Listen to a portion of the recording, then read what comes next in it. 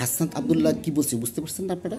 হাসনাত আবদুল্লাহকে একজন কুকুরে বাচ্চা বলে গালি দিয়েছে, কিন্তু সে হাসি খুশিভাবে সেটা গ্রহণ করছে। কেন গ্রহণ করছে? হাসনাত আবদুল্লাহকে তার ভালো লাগে নাই বিধায় তাকে কুকুরে বাচ্চা বলছে।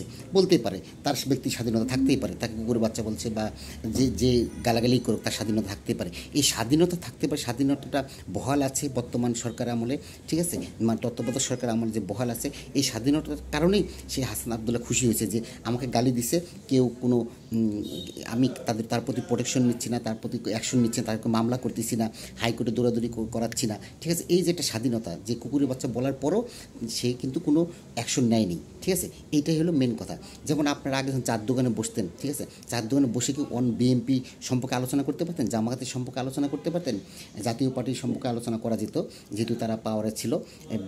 কিন্তু আওয়ামী লীগের বিপক্ষে কোনো আলোচনা করা যেত না। এই যে একটা স্বাধীনতা ছিল না, ঠিক আছে। এই বিষয়টা নিয়েই হাসনাত আবদুল্লাহ খুশি, এই বিষয়টার কারণে।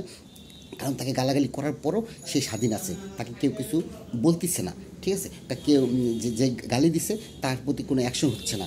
যেমন আপনি যদি একটা ফেসবুকে একটা পোস্ট করতেন, পোস্ট করার কারণে কী হতো যে ডিজিটাল আইনে মামলা হয়ে যেত। যেমন ব্রিগেডিয়ার জেনারেল একজন সেনা কর্মকর্তা, তাকে ফেসবুকে পোস্ট করার কারণে তাকে আয়নাঘরে রাখা হয়েছিল। এটা আপনারা জানেন, শুনছেন এবং দেখছেন, তা ওনার ভিডিওটা দেখতে পাচ্ছেন।